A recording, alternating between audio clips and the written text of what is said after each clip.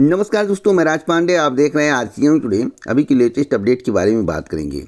हर एक जानकारी सबसे पहले आप तक पहुंचाना मेरा काम है। वही जानकारी देता हूं जो सही और सटीक होता है। खबरों को कलेक्ट करता हूं, उसका निरीक्षण परीक्षण करता हूं। जब मुझे खबर सही लगता है तो आप तक पहुँचाता हूँ, जिससे आपको सही खबर मिले। दूसरों से अगर आप खबर शेयर करें तो आपकी बेइज्जती ना हो। इस चैनल का नाम बताएं तो आपकी बेइज्जती ना हो। वह व्यक्ति यह कह दे कि वास्तव में आप जो खबर बताते हैं वह सही है। तो वीडियो को पूरा देखिएगा। मैं आपको अभी की लेटेस्ट अपडेट के बारे में बात करूंगा।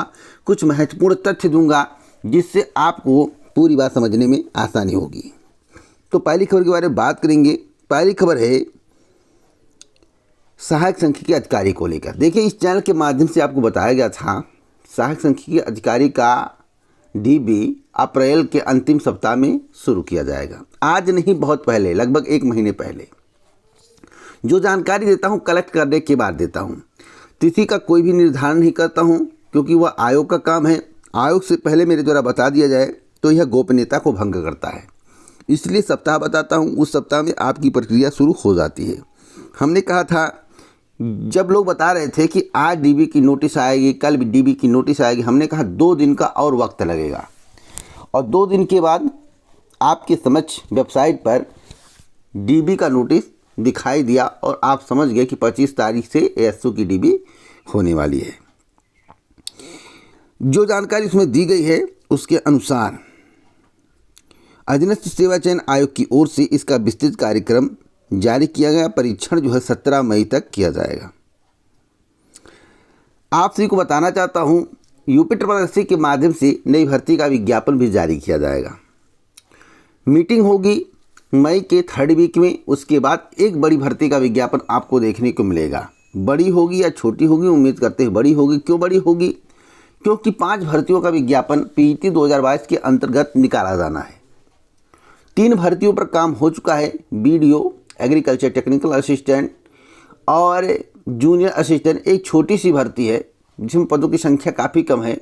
बाकी ये 3 भर्तियाँ जो बता रहा हूँ बड़ी भर्तियाँ जिसमें पदों की संख्या अधिक है। तो आपको मई का वेट करना चाहिए। मई में आपको विज्ञापन देखने को मिलेगा। मई जून बोला हूँ, उम्मीद करता हूँ मई में आ जाएगा। आज से नहीं बोल रहा हूँ, कई महीनों से बोल रहा हूँ कि मई जून में आपका विज्ञापन आएगा। चुनाव के कारण डिले हुआ, नहीं तो अप्रैल मई में यह विज्ञापन आने वाला था, लेकिन चुनाव पड़ने के कारण मई जून हो गया है। तो आप तैयारी करते रहिए, भटकिए मत। कोई अपडेट मिलेगा तो ज़रूर दूंगा। अब हम बात करेंगे पीसीएस 2023 को लेकर। एक चर्चा चल रही है कि पीसीएस 2023 में पदों की संख्या कम क्यों हुई। देखिए दोस्तों, आप किसी भर्ती परीक्षा के लिए अप्लाई करते हैं और किसी भर्ती का इंतज़ार करते हैं तो आप सोचते हैं कि पदों की संख्या अधिक रहेगा तो चयन के चांस बढ़ जाएंगे। लेकिन कभी कभी पदों की संख्या कम होने के कारण प्रतियोगी छात्र, अभ्यर्थी डिमोटिवेट हो जाते हैं। अभ्यर्थी तभी बनते हैं जब आवेदन कर देते हैं, और जब तक आवेदन नहीं करते हैं तब तक प्रतियोगी छात्र रहते हैं। कॉम्पिटिटिव एग्जाम की तैयारी, भर्ती परीक्षाओं की तैयारी करने वाले स्टूडेंट रहते हैं। अब सवाल सभी लोग पूछ रहे हैं कि आखिरकार आवेदन कम क्यों हुआ है और आवेदनों की संख्या क्या है। देखिए, उत्तर प्रदेश लोक सेवा आयोग की सम्मिलित राज्य पवर अधीनस्थ सेवा परीक्षा 2023 में इस बार जो आवेदनों की संख्या है वह 5,67,657 है। पिछले साल की तुलना करें, पीसीएस 2022 की तुलना करें तो अब के साल से अधिक जो है आवेदन हुए थे। अब इसमें जो पदों की संख्या डिक्रीज हुई है, जो पदों की संख्या कम हुई है, उसके कारण आवेदन कम हुए हैं। मुख्य कारण यही है, ना कि ऐसा है कि यूपीएससी के कारण जो है यूपीपीएससी के अभ्यर्थी जो है किनारा कर लिए, या यूपीपीएससी के अभ्यर्थी यूपीएससी की तैयारी करना चाहते थे इसलिए आवेदन नहीं की। ऐसी कोई बात नहीं है। सत्यता है कि पदों की संख्या कम होने के कारण प्रतियोगी छात्र डिमोटिवेट हो गए, समझने लगे इसमें मेरा हो सकता है नंबर ना आए, इसलिए उन्होंने आवेदन नहीं किया। सत्यता ही है। पैसा भी जाएगा, नंबर भी नहीं आएगा, समय बर्बाद होगा। तो अब की बार खूब तैयारी करते हैं, अगले विज्ञापन में हम जो है आवेदन करेंगे। तो इस तरह का मूड बना जिसके कारण आवेदन कम हुए। अगर हम 4 साल का रिकॉर्ड देखें तो 4 साल में आवेदन और पदों की संख्या क्या रही। देखिए, पीसीएस 2020 की अगर हम बात करें तो 476 पद थे और आवेदनों की संख्या 5,95,696 थी। पीसीएस 2021 की बात करें तो 623 पद थे, 6,91,173 पद थे। 22 की बात करें तो 6,02,974 पद आवेदनों की संख्या थी, 383 पद थे। अगर 2023 की बात करें तो 5,67,657 आवेदनों की संख्या है और 173 पद है। लेकिन अगर आप तुलना करोगे तो इसमें एक कमी आपको दिखेगी। जो पदों की संख्या वाली बात है कि पदों की संख्या कम होने के कारण प्रतियोगी छात्र डिमोटिवेट हो गए, जिसके कारण जो आवेदन कम हुए, तो यह भी बात गलत सिद्ध होता नज़र आ रहा है।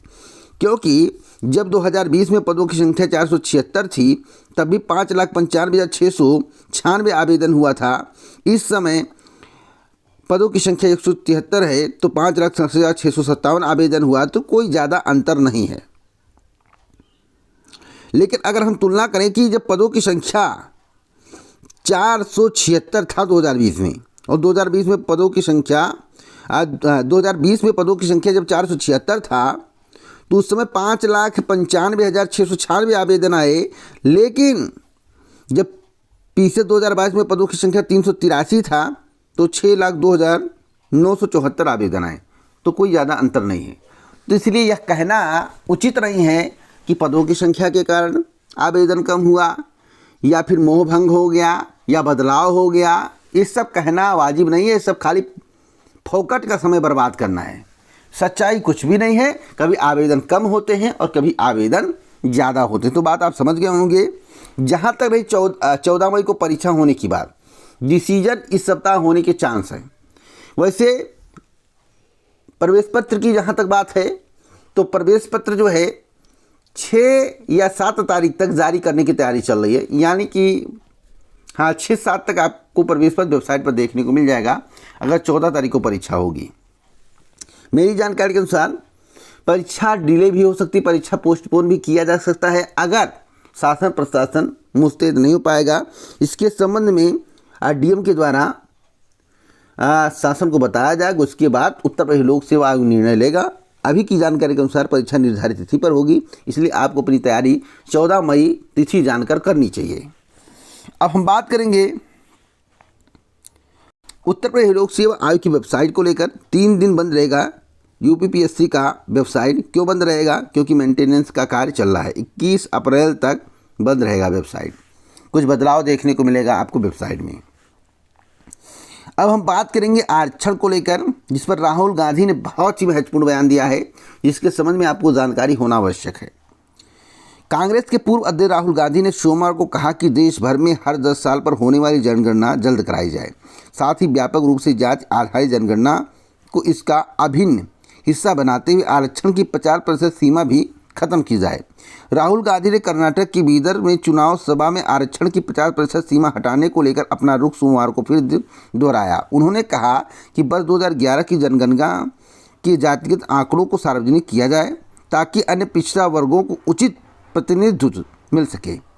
लेकिन ऐसा करना वाजिब वर्तमान सरकार नहीं करना चाह रही है। वर्तमान सरकार इसके फेवर में नहीं है कि डाटा ओपन किया जाए। क्या डाटा ओपन करने से अन्य पिछड़ा वर्ग को फायदा मिलेगा? कमेंट बॉक्स में जरूर बताइएगा। अब हम बात करते हैं 7,678 पदों के लिए 52,000 से अधिक नामांकन। खबर क्या है नगर निकाय चुनाव को लेकर? देखिए, पहले चरण के नगर निकाय चुनाव के नामांकन के अंतिम दिन बम्पर नामांकन हुए हैं। सोमवार को 26,000 से अधिक नामांकन हुए। अब कुल 7,678 पदों के लिए 52,000 से अधिक प्रत्याशी चुनाव मैदान में डट चुके हैं। देर रात तक राज्य निर्वाचन आयोग जिलों से नामांकन की सूची एकत्र करता रहा। नामांकन पत्रों की जांच मंगलवार 18 अप्रैल को होगी। 20 अप्रैल तक नाम वापस लिया जा सकेगा। इसके बाद ही असली तस्वीर साफ होगी, आखिरकार कितने लोग मैदान में हैं। अब हम बात करेंगे अग्निवीर भर्ती को लेकर। दोस्तों, अग्निवीर भर्ती के लिए पहली बार ऑनलाइन प्रवेश परीक्षा शुरू। भारतीय सेना में भर्ती के लिए पहली बार जो परीक्षा हो रही है, उसमें व्यवस्था चुस्त और दुरुस्त है। 17 अप्रैल से परीक्षा स्टार्ट हुई है, 26 अप्रैल तक चलेगी। 176 शहरों के 375 परीक्षा केंद्रों पर परीक्षा का आयोजन किया जा रहा है। सेना ने इसी साल भर्ती में बदलाव किया है, आपको मालूम होगा।